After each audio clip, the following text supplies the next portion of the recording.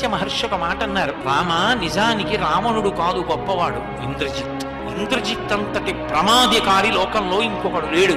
ఇంద్రజిత్ నిగ్రహింపబడ్డాడు కాబట్టి రామరావణ యుద్ధంలో యుద్ధం పూర్తయింది.